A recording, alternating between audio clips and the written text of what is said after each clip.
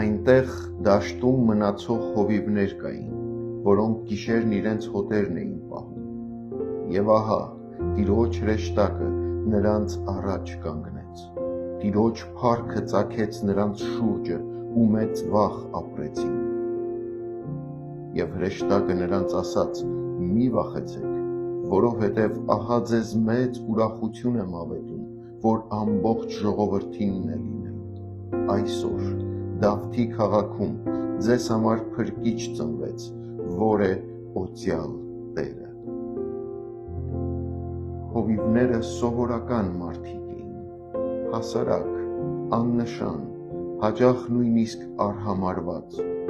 բայց հենց նրանց դաշտի լռության մեջ Աստված հայտնեց իր փրկության ավետիսը։ Աստծո ավետարանի բարի լուրը առաջինը հնչեց դաշտում, մթության մեջ իրենց գործը կատարող հովիվներին։ Երբ Տիրոջ փառքը նրանց շրջապատեց, նրանք վախեցան, բայց հրեշտակի առաջին խոսքը պարզ էր. «Մի վախեցեք»։ Աստծո ավետարանը երբեք վախի մասին չէ, որքան էլ որ հրեշտակին հանդիպելու փորձառությունը վախեցնող էր, բայց տրված պատգամը ուրախության մասին էր։ Հետո հրեշտակը ավելացնում է. «Մեծ ուրախություն եմ ավետում, որ ամբողջ ժողովրդի համար է»։ Ավետարանը մեծ ուրախության մասին է, որ որևիցե մեկը երբեք չի ունեցել, եւ այդ մեծ ուրախության ավետիսը ուղղված է ողջ ժողովրդին։ Եվ ահա այդ բարի լուրի սիրտը այսօր ձեզ համար ծնվեց փրկիչ։ Այսօր բառը ամրագրում է, որ դա իրական եւ պատմական փորձառություն է եւ ոչ թե հորինվածք։ Ձեզ համար հասցեական եւ խիստ անձնական ուղերձ է։ Փրկությունը անձնական փորձառություն է։ Փրկիչ ծնվեց, մեր ամենամեծ կարիքը փրկությունն է, մեղքից ու մահից ազատագրումը։ Աստված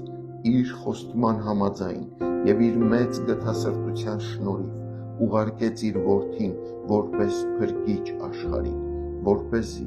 ամեն նրան հավատացողը հավիտենական կյանք ունենա։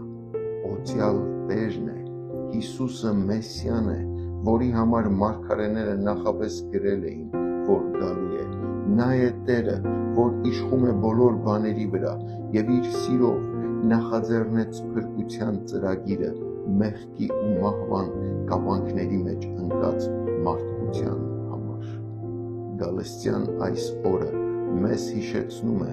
Քրիստոսի գալուստը, վկայում է, որ Աստված իր մեծ ուրախության ավետիսն է առաջարկում մեր վախերին եւ մեր իրական կարիքներին ի պատասխան։ Եվ այդ բարի լուրը դեռ հնչում է նաեւ այսօր, նաեւ քեզ համար։ Այսօր լսիր այս խոսքը, որ անձամբ քեզ է ուղղված։ Քեզ համար փրկիչ ծնվեց, որ օծյալ Տերն է։ Թող այս ավետիսը մեծ ուրախություն եւ մեծագույն սփոփանք ու ուղղություն տա քո կյանքի մեջ։ Հայր, շնորհակալ եմ, որ բարի լուրը հասանելի դարձրիր նույնիսկ ինձ համար։ Թող իմ կյանքը պատմի քո այդ մեծ